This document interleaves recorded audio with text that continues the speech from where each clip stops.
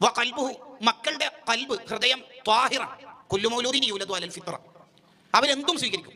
അതുകൊണ്ടാണ് UKG പഠിക്കുന്ന കുട്ടി ബാർബർ ഷോപ്പിൽ പോയി ഏത് കട്ടും ഹെയർ സ്റ്റൈലായിട്ട് സ്വീകരിക്കും. വളരെ ചെറിയ മുടി കട്ട് ചെയ്താലും, ചെറിയ മുടിയായി കട്ട് ചെയ്താലും സ്വീകരിക്കും. അവർക്ക് അങ്ങനെ ഫാഷൻ ആവണമെന്നോ അല്ലെങ്കിൽ പഴഞ്ചനാവണമെന്നോ അങ്ങനെയൊന്നും ചിന്ത ഉണ്ടാവില്ല. അവരുടെ കൽബ് ശുദ്ധിയുള്ളതായിരിക്കും. ഖാലിയത്തുൻ അൻ കുല്ലി നഖ്ശിൻ വസൂറത്തിൻ, അവരുടെ മനസ്സിൽ പ്രത്യേകിച്ച് ഒന്നും ഉണ്ടാവില്ല. അതുകൊണ്ടാണ് ഇമാം സുയൂത്തി റളിയല്ലാഹു അൻഹുവിന്റെ കിതാബിൽ കുട്ടികളുടെ സ്വഭാവം ഒരാൾക്കുണ്ടെങ്കിൽ അയാൾ ഔലിയാക്കളുടെ സ്വഭാവം ഉള്ളവനായി എന്ന് പറയുന്ന സ്ഥലത്ത് ഒരു സ്വഭാവം പറയുന്നു. കുട്ടികൾ തമ്മിൽ തർക്കിച്ചാൽ ഉടനെ മസ്ലഹത്തിലേക്ക് എത്തുന്നു. അതങ്ങനെയാണ്, കുട്ടികൾക്ക് അങ്ങനെ ഒരു സ്വഭാവം ഉണ്ട്. രണ്ടാൾ അടി ചെയ്യുന്ന കണ്ട്, ചോക്ലേറ്റിന്റെയോ ജെംസിന്റെയോ പേര്. നമ്മൾ കിച്ചണിൽ ഒരു ചട്ടക ഒരു വറകുള്ളിയോ എടുക്കാൻ വേണ്ടി പോകുമ്പോൾ കുറച്ച് തിരിച്ച് ചങ്ങായിമാരായിട്ടുണ്ടോ നമുക്ക് കണ്ട തസാറ ഇല സുൽഹി. അല്ലാതെ മൂപ്പരുള്ള സ്റ്റേജിൽ ഞാൻ കയറൂല, മൂപ്പരാതു എന്ന് ഞാനില്ല. അതെല്ലാം വൃത്തികെട്ട നമ്മളെ സ്വഭാവം. പിള്ളേർക്ക് ആ സ്വഭാവമൊന്നുമില്ല. അതാ പറഞ്ഞത് ഖാലിയത്തുൻ മിൻ കുല്ലി നഖ്ശിൻ വസൂറത്തിൻ. കുട്ടികൾക്ക് അങ്ങനെ. അപ്പോൾ നമ്മുടെ മക്കൾ എന്തും സ്വീകരിക്കും.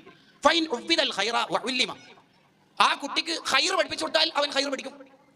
നശഅ അലൈഹി, ആ ഖൈറിന്റെ മേൽ അവൻ വളരും. വസഇദ ഫി ദുനിയ വൽ ആഖിറ, ആ കുട്ടി ദുനിയാവിലും ആഖിറത്തിലും വിജയിക്കുകയും ചെയ്യും. എന്ന് മാത്രമല്ല വശാറകഹു ഫി സവാബിഹി അബവാഹു, അവന്റെ മാതാപിതാക്കൾ ആ കുട്ടിയുടെ എല്ലാ നന്മയിലും കൂലിയിൽ പങ്കാളിയാവും. അതെന്താ കാര്യം? നമ്മൾ ചെറുപ്പത്തിൽ ഒരു കുട്ടിക്ക് ബിസ്മി ചൊല്ലാൻ പഠിപ്പിച്ചു കൊടുക്കും. ഒരു 2-3 മാസക്കാലം ബിസ്മി ചൊല്ലാൻ ഇങ്ങനെ വേക്കി കൂടിയാൽ മതി. മോൻ ബിസ്മി ഇല്ലയോ? ഇപ്പൊ കേട്ടിട്ടില്ലല്ലോ, ഉമ്മയും കേട്ടിട്ടില്ല, ഈ കേട്ടോ ഇല്ലല്ലോ. അങ്ങനെ പഠിപ്പിച്ചു കൊടുത്താൽ ആ കുട്ടി 80-100 കൊല്ലം ജീവിക്കുന്ന കാലം എത്രയും ബിസ്മി ചൊല്ലിയാൽ അക്കൂലി നമുക്ക്.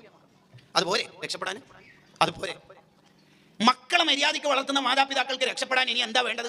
അതല്ലേ മഹാന്മാർ പറഞ്ഞത്, നിഅമുൽ ഇലാഹി അലൽ ഇബാദി കസീറത്തുൻ, അള്ളാഹു ഒരു മനുഷ്യന് ധാരാളം അനുഗ്രഹം കൊടുക്കും. വ അജല്ലുഹുന്ന നജാബത്തുൽ ഔലാദി, അതിലേറ്റവും ടോപ്പ് അനുഗ്രഹം മക്കൾ നന്നാവില്ല. മക്കൾ നന്നായ ധൈര്യമായിട്ട് കബറിൽ കിടക്കാലോ. എന്താ പഠിക്കുന്നത്? ഈ കബർ എന്ന മണിയറയാക്കി തരാൻ ടീമുണ്ടല്ലോ അവിടെ. നിങ്ങൾ ആലോചിച്ച്, ഒരു 4-5 മക്കൾക്ക് മര്യാദയ്ക്ക് ബിസ്മി എല്ലാവരും അതൊക്കെ പഠിപ്പിച്ചു കൊടുത്തൊരു ഉമ്മ കബറിലെത്തിയാൽ ഇനി എന്തിനാ പിന്നെ പേടിക്കേണ്ട ആവശ്യം?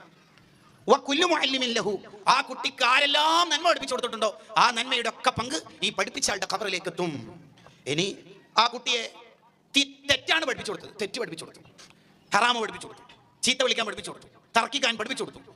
വഉഹ്മില ഇഹ്മാലൽ ബഹാഇമി, അങ്ങ് വളർന്നോളൂ, പിള്ളേരെ നന്ന ടൈറ്റാക്കാൻ പറ്റില്ല, ഉസ്താദ്മാർ പറയണല്ലോ, അങ്ങടെ വിട്ടു. എന്നാൽ ഷഖിയ വ ഹലക, ഈ കുട്ടി പരാജയപ്പെടും, ആ കുട്ടി ഭാവിയിൽ നശിച്ചുപോകും. വകാനൽ ബിസ്റു അലാ ഖയ്യിമിഹി വ വലിയിഹി, ഈ കുട്ടിയെ ആരാണോ മര്യാദയ്ക്ക് വളർത്താത്ത രക്ഷിതാവായിട്ടുള്ളത് അവർക്കൊക്കെ അതിന്റെ കുറ്റം ഉണ്ടാവും. അതാ ഇമാം ഗസാലി റളിയല്ലാഹു അൻഹു പറഞ്ഞത്, പല രക്ഷിതാക്കളും നരകത്തിൽ പോകാനുള്ള കാരണം മക്കളായിരിക്കും. ഉപ്പ മര്യാദയ്ക്ക് നിസ്കാരത്താകുമ്പോൾ കയ്യിലെ കൗണ്ടറിലായിട്ട് അങ്ങനെ സുജൂദിലേക്ക് ഇബാദത്തൊക്കെ ആയിട്ട് അങ്ങനെ സ്വർഗ്ഗത്തിലേക്ക് പോകാൻ ഒരുങ്ങുമ്പോഴാണ് മക്കൾ പറയാ എന്നെ 6ാം ക്ലാസ് മദ്രസയിൽ നിന്ന് ഒഴിവാക്കിയതെന്ന്. മക്കൾ പറയൂലേ? മക്കൾ ഇപ്പം മാത്രമല്ലല്ലോ തന്ത വൈപ്പിന്റെ വർത്താനം പറയില്ലേ, അന്ന് പറയാതിരിക്കോ? പിള്ളേർ പറയൂലേ? അതുകൊണ്ടാണ് ഉസ്മാൻ റളിയല്ലാഹു അൻഹു നമ്മളെ ബോധ്യപ്പെടുത്തുന്നുണ്ട്, നമ്മൾ ഏറ്റവും കൂടുതൽ ദുനിയാവിൽ പേടിക്കേണ്ട ഒരു കാര്യം, നമ്മളെ മുമ്പിൽ കാണുന്ന മക്കളെ നോക്കിയിട്ട് പേടിക്കണം, ഈ പിള്ളേരെ കൊണ്ട് ഞാൻ സ്വർഗ്ഗത്തിലാണോ നരകത്തിലാണോ എന്ന പേടി നമുക്ക് എപ്പോഴും ഉണ്ടാവണം.